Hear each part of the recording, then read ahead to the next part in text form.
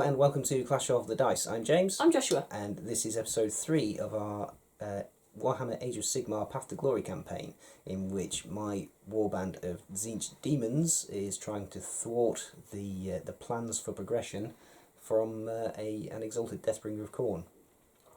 Just to skip over the usual warband introductions that we do, we've got the same warbands as the previous videos, so if you haven't checked them out yet, please do check them out on the in the playlist.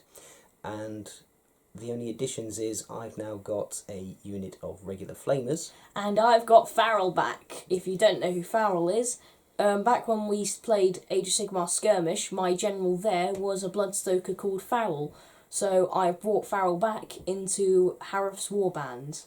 So it's the return of Phil. Yeah, return of Farrell. Phil. Farrell. And again, if you don't get that reference, please check out our Age of Sigmar Skirmish campaign if you haven't done so already. If you have done so already, thank you very much for watching. But now we're going to get stuck into the scenario. Let's see how we get on. Haruff and his warband have made their way out of the dry, arid deserts and have come into a more wooded, forested area, only again to find their way barred by Epicac the Whimsical and the demons from the chamber of the Scheming Warpfire. In this scenario, we are doing Flying the Colours, so players score 1 victory point for each enemy unit that their army slays during the battle. Slain enemy units that have the totem keyword, and I'm looking at you, Bloodsecrator, are worth 2 victory points instead. At the end of the 5th battle round, the player with the highest total wins a major victory, even if their own army was wiped out. And for the twist table, which we will try to remember this time, but it's slightly easy to remember, we have got Hall of Teeth.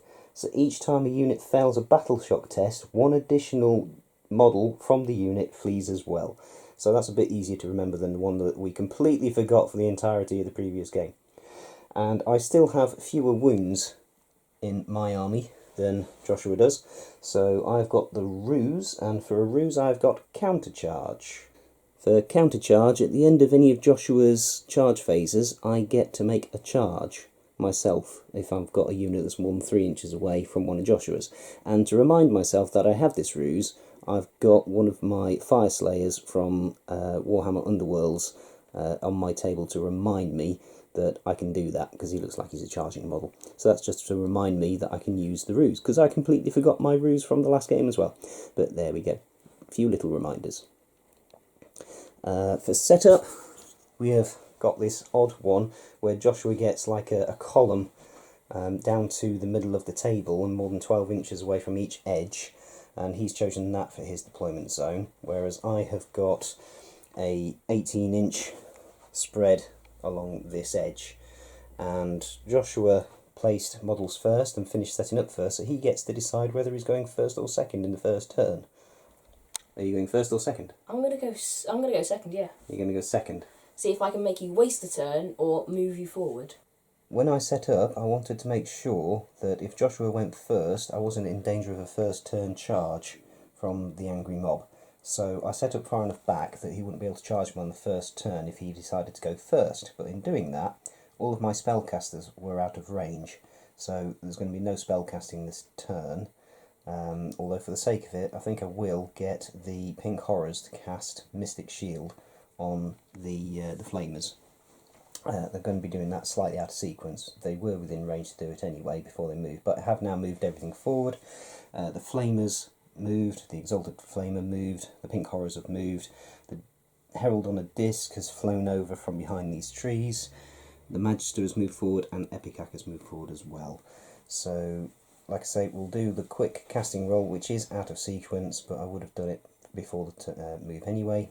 So we'll get that rolled from these Pink Flamers, and they get +1 to their casting roll, because they're within 9 inches of Epicac. Okay, so this is purely to give me a fate point, no other reason. So I need a 5 or more, and that's an 8. So these have now got Mystic Shield, and I get a fate point. So then moving on to the shooting phase. Okay, so I'm pretty sure we're all familiar with the phenomenon of new model syndrome, which is you have a new model in your army, and because you're excited to use it, it tends to get killed. Well, sometimes it works the reverse, and I'm sorry I didn't get this on camera, but Joshua will testify that these 3 flamers just whipped out their flame and killed 12 Blood Reavers. And then the other the Exalted Flamer also went out and killed... how many more? There's only 3 left out of 20, so that's 17 gone from just the Flamers and the Exalted Flamer shooting, but we didn't get any of that on camera because I didn't think it was going to be that impressive. So, yeah, there's only 3 Blood Reavers left out of 20. But nothing else can shoot, so that's the end of the shooting phase, and there's going to be no charging because everything's more than 12 inches away. I made sure these guys were shooting at maximum range, which is 18 inches. So, on to Battle Shock test, and basically the entire unit is going to run away. You can't save it. I don't get a command point yet, so I've got nothing to stop my battle shock, so no, these 3 run away. Yep. So that is an entire unit of Blood Reavers gone. Blood Tide point because it counts as the unit being slain. Yeah, you get a Blood Tide point. Okay. Well, that was quite an impressive first turn. On to Khorne Bloodbound turn 1. And there's not as many models left as there was at the beginning. Sorry about that, son. The Bloodbound have all advanced, and the Blood Warriors, whipped on by Phil, the Bloodstoker, managed a 9-inch advance because he gives +3 to advance rolls, and Joshua spent a command point to make it an automatic 6 on the dice. So that makes it a 14-inch move. Yeah, they ran forward 14 inches, so they can't charge, but they are within quite an easy charge range of the Flamers. So moving on to the shooting phase, the Skull Cannon is going to try and reap some revenge by shooting at the Flamers. So this will be 1 shot. One shot needing 3. That's a 5, so that's a hit. Wounding on 3s. Yep. That's a wound. -2 rend. Yeah, so I've got a 5 at save, so I don't get a save. D6 damage. 4, so 2 of them die. So 2 of them die. Okay. So I'll leave the Pyrocaster. Right, so morale, they would automatically pass morale because they've got bravery 10, so there's no point in rolling it. So now roll off for the next turn. Just realised the Flamers were within 9 inches of Epicac when they died, and on 6, so I now roll a die for each one that was slain, and if I roll a 6, I get 2 Flamers back for each 6 that I roll. So 2 of them come back. Units back up to full strength. 4. 2, no! So I think I'll go next if you don't mind. And even if you do mind, I'm still going to go next. I do mind. Very much. Going on to Demons of Tzeentch, turn 2. Demons of Tzeentch, turn 2 hero phase. Epicac is using 2 destiny dice, totaling 9, to cast Pink Fires of Tzeentch on the standard bearer, the icon bearer, Blood Secretor. What's he called? Marek? Yeah, Marek. And he is just within 18 inches, so he's not within 16 inches, so I don't have to re-roll it, but he is the only one who has got anything, well, he's the only one who's got the Blood Secretor in range. So that automatically casts, and this will do D6 mortal wounds. For 4. He's alive! He's alive! He's alive! Okay, and because Epicac cast a 9 or more, he can now cast another spell. So he's going to try and cast Arcane Bolt. This will go off on a 5, and that's a 6. So that's 1 more mortal wound, so I'm afraid he's not alive, he's just been slain.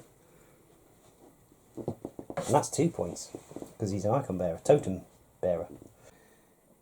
So with the spell casting, these pink horrors cast Mystic Shield on the Flamers again. The Herald on a disc cast Blue Fires of Tzeentch on the Blood Warriors and took one down to 1 wound. Then the Magister cast Bolt of Change on the Blood Warriors, killed one off, put another one down to 1 wound, which summoned in a Chaos Spawn. And he then tried to cast Glimpse of the Future, but that failed. Now I did have to use some Destiny dice for that, specifically for the Bolt of Change. So I'm now down to 5 Destiny dice left, but they're all 6s and 1s. So now on to the movement phase. Epicac and the Magister have stood still. This pack of pink horrors has moved forward, this pack of pink horrors has moved forward, the Exalted Flamer has moved forward quite a distance, and the Herald on the disc has moved forward as well.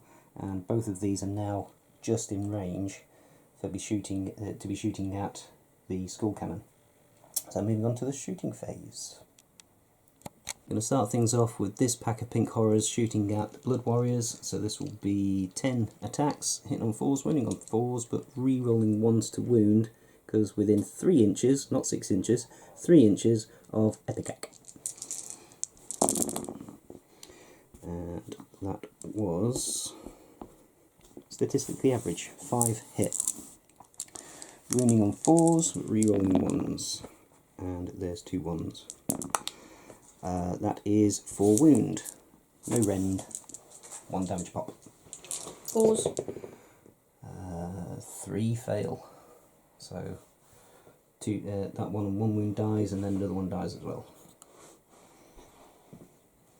Well, wait, actually, because unit coherency is the thing. And then this unit of pink horrors is going to do the same.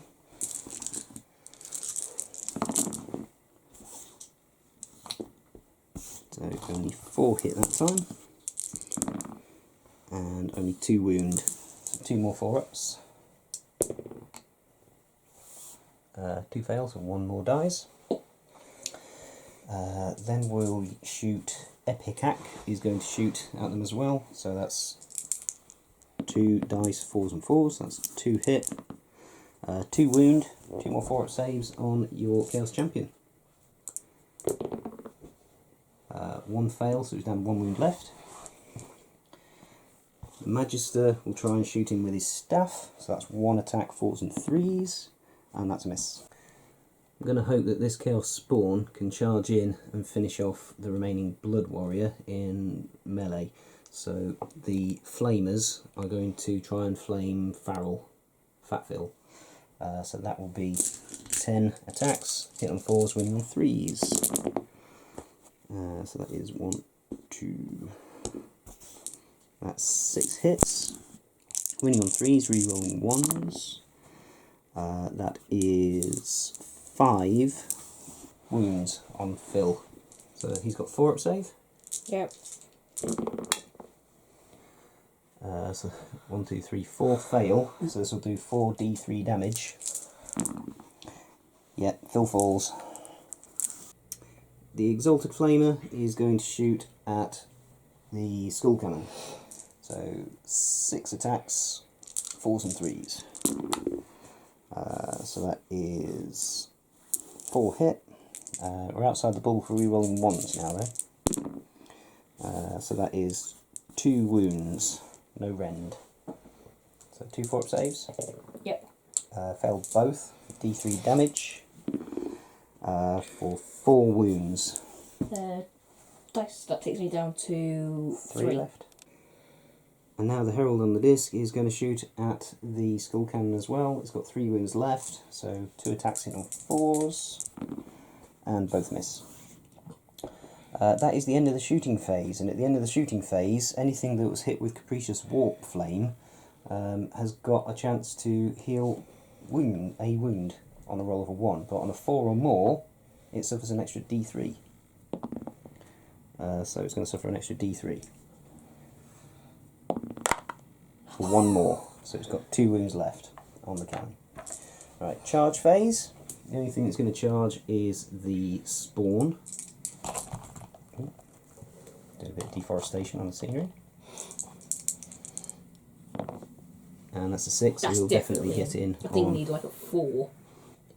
So the Chaos Spawn managed to finish off the last Blood Warrior, but did take a mortal wound from a spectacular save from the Gore Fist. He got punched in the gut. But unfortunately, the Spawn did do enough damage to finish off the Chaos Warrior. So now, there's no morale to take, oddly enough. No. Because there's no incomplete units left. That is the end of the Demons of Tzeentch, turn 2. Now on to Blades of Khorne, turn 2.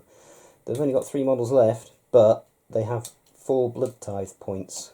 so doubtless they'll be summoning, because there is still a character left. Maybe I should have taken out the character instead of the going for the skull cannon, so it couldn't summon in reinforcements.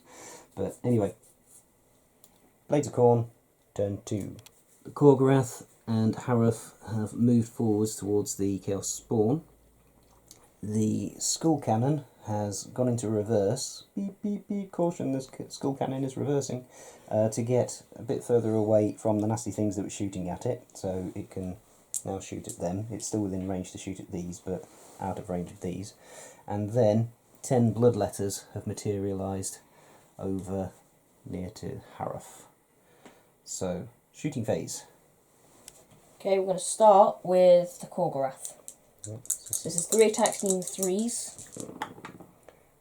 2 hit. Now I need 4s. 2 wound. No rend. Minus, oh, I thought it was -1. No, that's his combat attack, isn't it? -2. Yeah, -1 for his combat attack. Yeah, my bad. So, 5 up saves. Yep. Oh dear. I made them both.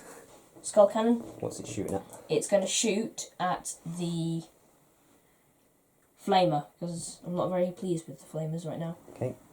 So, Reaping vengeance on some flames. exactly. So, 3 fail.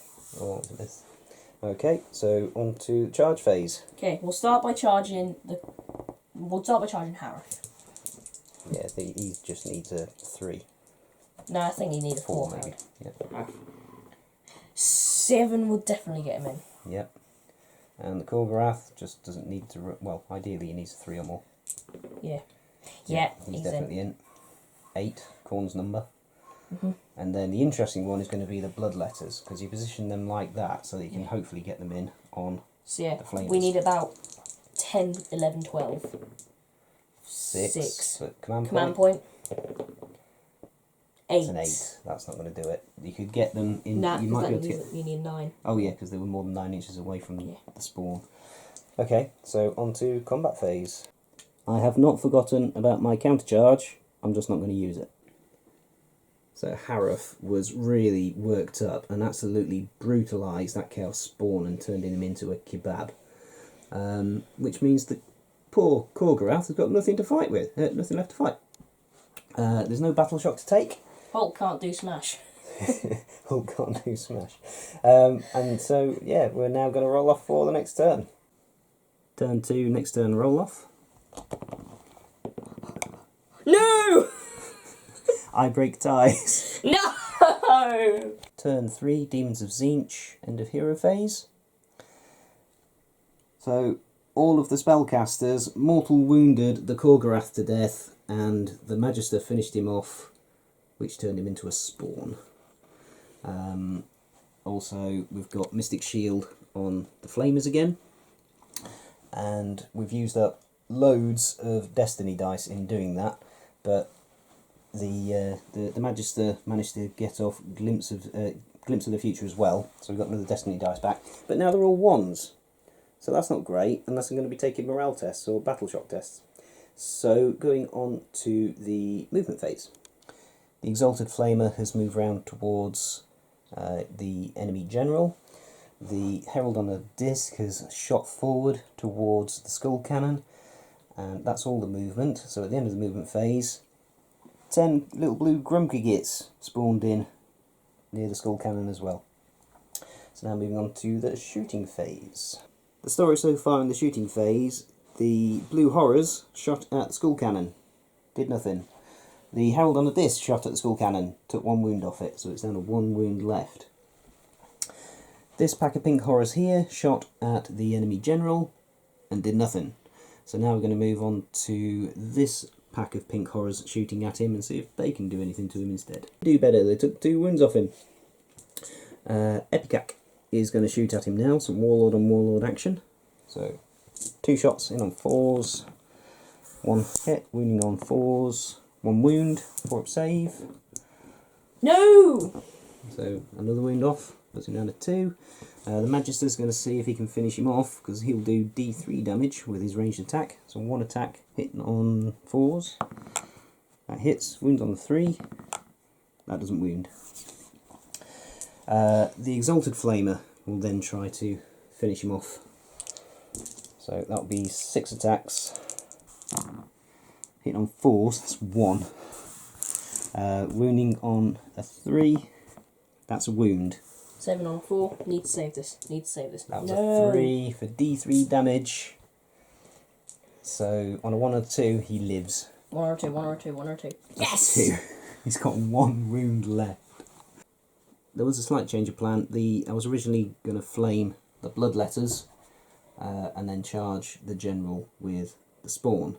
But I decided to do it the other way around and try and flame the general, try and finish him off, but he survived. He's on 1 wound left still. So on to the charge phase, because everything that can shoot has shot. So we'll start off, the spawn is going to charge your general.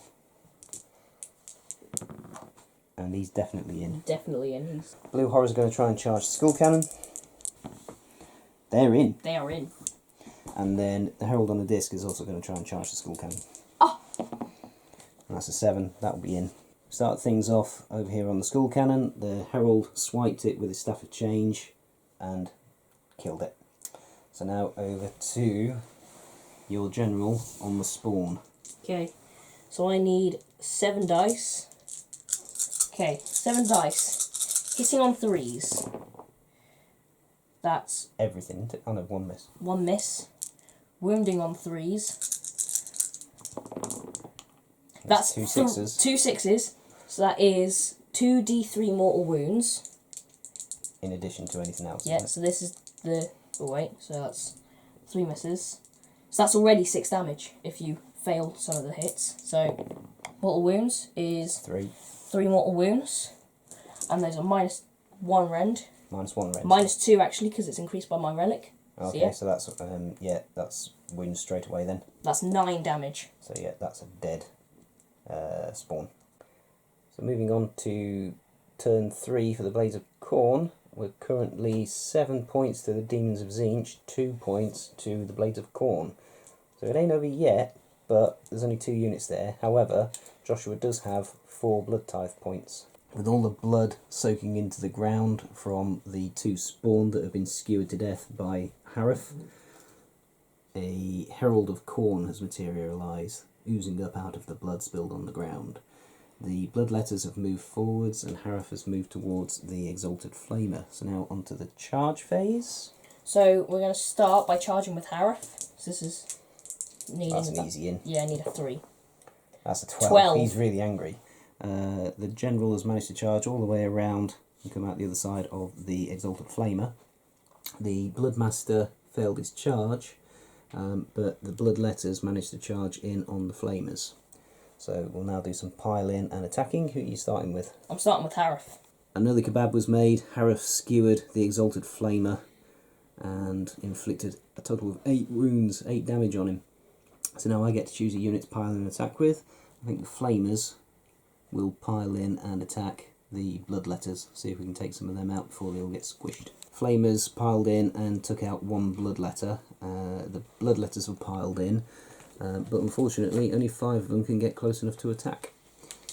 But they're going to re-roll hit rolls of 1 because they're within 12 inches of a demon hero. And the Blood Reaper is in there, so this is 6 attacks. So, 6 attacks, hitting on 4s, re-rolling 1s. That was a 4. Yep, so that's 5 hit. 5 hits, winning on 3s, and that's 3 wounds. No 6s, so... Any rend? -1 rend. -1 rend. So we didn't save any. 3 damage gets through, so that will kill 1 and put 1 down to 1 left. But on a 6 up, one of them will come back to... well, 2 will come back to life. Nope, that's a 2. Because of that hole in the line left by the dead Flamer, the pink horrors can now pile in an attack, but only 2 of them can actually get in range. So this will be 2 attacks, hit on 5s, win on 4s. Ooh, both hit. Both wound. No rend. 2 5-ups. Nope. 2 more Bloodletters die. So now, Battle Shock. I automatically pass, but... They've got an icon, so it's always worth rolling. Just 1 die. 1 dice. Mean 1. Nope. No, so none of them flicker back into reality. Battle Shock to take on the Flamers. They'll automatically pass because they've only lost one. But they don't have an icon, so there's no point. And so yeah, now rolling Roll off for next for turn 4. I need this. That's a 3. That's a No! 2. Ah dear. So moving on to Demons of Tzeentch, turn 4. We're going to kick things off with the Pink Horrors. They're going to try and cast Arcane Bolt on Haruff, and this will go up on a 4, and if it's successful, Haruff falls. That's a 4. No! Just because they get +1 for being within 9 inches of Epicac. So Haruff falls. Epicac cast Treason of Tzeentch onto the blood letters and took out 3, and then the Magister cast Bolt of Change on the blood letters and took out 3 and called in another spawn. So now there's just one blood letter left. One blood letter and a blood master at the end of the magic phase, the hero phase. Oh yeah, and the Pink Horrors, these Pink Horrors cast Arcane Shield, or Mystic Shield rather, onto the Flamers again. So moving into the movement phase of turn 4 for the Demons of Tzeentch. In the movement phase, Epicac, the Magister, and this pack of Pink Horrors have moved forwards. The Herald on a Disc has shot over into these Azurite ruins, and the Blue Horrors were grumbling at being left behind, so they've trudged across as well, but they're not going to get anywhere quick. So now moving on to the shooting phase, because I don't have enough fate points to summon anything in at the moment. Turn 4 shooting phase for the Demons of Tzeentch. We'll start things off with this pack of Pink Horrors going in on the last remaining blood letter, who apparently is a blood reaper, according to Joshua. So 10 attacks, 4s and 4s, re-rolling 1s for wounds. So that is 8 hits. Winning on 4s, re-rolling 1s to wound. There's 2 1s. And that is 6 wounds. No AP. 6 5-ups. 6 5-ups. It is possible, highly unlikely, but it is possible. Be optimistic, I'm gonna die. He makes 1. 1. 2 flamers that flame the Bloodmaster. So that will be 5 attacks. Yep, so you got 7 attacks. Yeah, because you got the regular one and the boss one. 7 attacks for the Pirate Caster and the Flamer. 4s and 3s. That's not so good. That's only 2 hit. Wounding on 3s. So that's 2 wounds. 4 up saves. 2 4-up saves. Fails 1. D3 damage. For 2. Bloodmaster's now on 3 wounds left. I've just got 3 wounds to get through, and that will wipe Joshua's army. So these Pink Horrors, all 10 of them, shooting at the Bloodmaster. That is 6 hit. There's 2 1s in there, 3 1s in there. Just as well. 4 wound. 4 4-ups. 2 more wounds off it, 1 wound left. Epicac, we'll see if he can finish him off. 2 attacks, 4s and 4s. Both miss. Herald and Herald. Yeah. We'll go for the Magister, 1 attack, 4s and 3s. Hits. Wounds. No minus range. Saves. So saves it. Herald on a Disc, 2 attacks. Herald and Herald. Both hit. No wounds. So that's it for shooting. So he survived the shooting phase. He's got 1 wound left.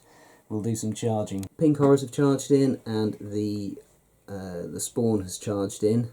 These Pink Horrors tried to charge but failed, and the Herald on the Disc tried to charge in but failed. So we'll start things off with the spawn. And 2d6 attacks for 9. 4s and 4s. That is 6 hit. Wounding on 4s. 3 wound. 3 at -1. Sorry, no rend, beg your pardon. So 1 fails. The mighty Bloodmaster falls. And with that blood-bathed battlefield, the Demons of Tzeentch stand triumphant, or float triumphant, or grumble triumphantly. There's quite a lot of dead Khorne models over there. There's 1, 2, 3, 4, 5, 6, 7, 8, 9, 10 points here. 10 points worth, and there's 3 for the 3 points to the Demons of Khorne. Khorne. Blades of Khorne. So I think that was a victory for Tzeentch. Joshua has a theory, which goes, I had a major victory. Did I wipe you out in the first game? Yep. And in the first game, and then you won one. So I've just wiped him out again, so he reckons he's going to win the next one as well. He thinks there's a pattern emerging, and he hopes he's right. So. Yeah, I was very impressed with those flamers on the first turn. I'm really annoyed I didn't get it on camera, but I didn't think they were going to be that good. Almost wiping out a unit of Blood Reavers single-handedly. The Exalted Flamer helped, but yeah, I genuinely didn't think they were going to be that good. And to be fair, they weren't that great on every turn after that, but that was quite a spectacular debut for them. So, yeah. Why couldn't you have just stuck with the Exalted Flamers? The Exalted Flamers are a lot better. For me, at least. Because I have toys, I want to play with them. And it takes 18 fate points to summon in a unit of regular flamers. It only takes 13 fate points to summon in an Exalted Flamer. And yeah, and they've got more attacks, and they've got more wounds, and yeah, they're just a better unit.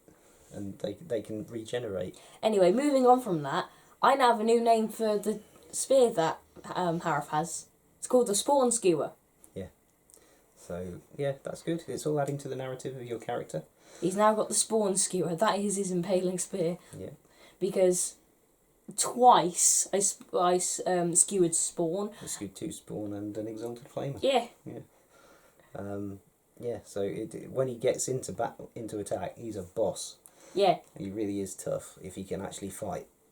But yeah, I'm really glad I managed to get rid of your Bloodsecrator early on, because he's annoying. When he gets close enough to disrupt my spell casting, he's really annoying. So yeah, I'm glad I got rid of him straight away. And before this battle, I did a little closer inspection upon the battle, the war scrolls in this army, and I figured out if I managed to get my Blood Reavers in, that would be 3 attacks for every single Blood Reaver, as well as 1 extra for the Chieftain, which is 61 attacks I can dish out to anything I want to, as long as the Bloodsecrator is close enough. And as long as they don't get burnt to a crisp.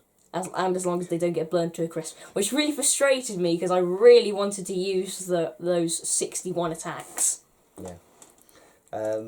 So yeah, for all that, I was really worried that I was going to be the victim of a charge. Yeah, didn't need to worry in the end quite so much. But there we go. It's amazing. That's one of the joys of this game. It can all turn around. But there we go. That was episode 3. Please join us next time for episode 4. And until next time, please continue to like, comment, and subscribe. And God bless.